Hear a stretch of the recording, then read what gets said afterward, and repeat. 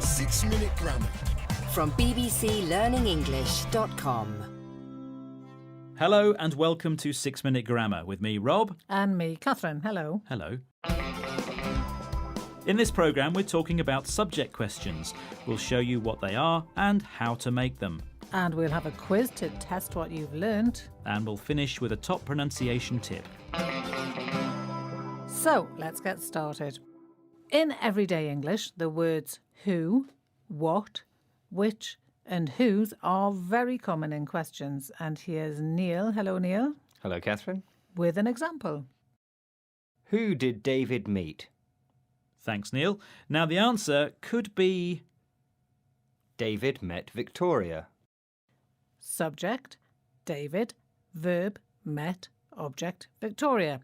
So Victoria is the object of the verb met.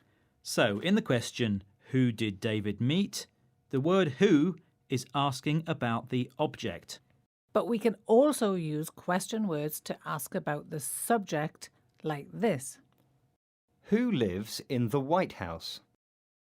Okay, so we have a question word who plus a verb lives. And it's a subject question because it asks who is doing the verb. Who lives in the White House? Now, we don't use do, does or did in subject questions. We don't say who does live, it's just who lives. So, Catherine, who lives in the White House? Oh, tough one, Rob. I think it's the US president. Ah, yes, correct. Let's have another one, please. What makes you happy? What makes me happy? Knitting actually makes me happy. So this question word is what. What is the subject and the verb is makes. Rob, what makes you happy? It's got to be riding my bike, I think. Yes. So that's who to ask about people and what for things. Exactly. Now, can we have another one, please, Neil? Which key opens this door? So the question word which usually comes with a noun. For example, which key? Rob, which key opens this door? The smallest key opens this door. We use which when the choice of possible answers is limited, like which key, or which day, or which colour. And what if the choice of possible answers isn't limited? Well, then we use what without a noun.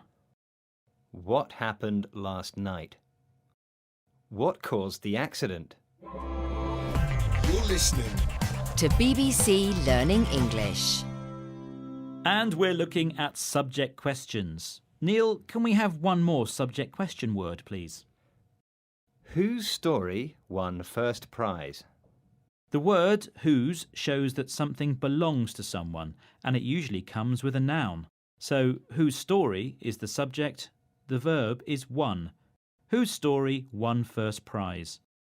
And now, a pronunciation warning. In spoken English, the words who is and the words who has are often shortened to Whose. That's right, it sounds exactly the same as the question word whose. Whose? It's confusing, isn't it? Can be. So here's a little tip for you. If you remember that the question word whose usually comes with a noun, you should be able to tell the difference. Here's Neil with two questions, but only one of them has a noun after the word whose. See if you can tell which one. Who's using my mobile phone? Whose mobile phone has a signal? Did you get that?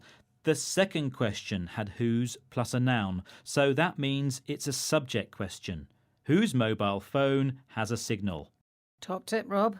So, now we have 4 words we can use for subject questions. Who, which, what, and whose. Do you know what? I think that means it's quiz time. And you're right, it is, Rob, but actually today we're going to do a backwards quiz. Right, so I'll say the answer and you at home have to work out what the subject question is. So here's the first answer. Keiko speaks Japanese. So the subject is Keiko, that's a person. It's who for people. So the question is, Who speaks Japanese? Exactly. Here's another answer. Kate's dog won the competition. So it's whose, because the dog belongs to Kate. With whose, we need the noun dog. So whose dog won the competition? Right, very good. And Kate's dog is a clever dog, there's no doubt about Yep. it. Right, last one.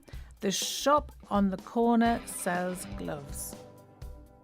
So it's which with shop because we're asking about a thing, and we can suppose there's a limited choice of shops in the area. So which shop sells gloves?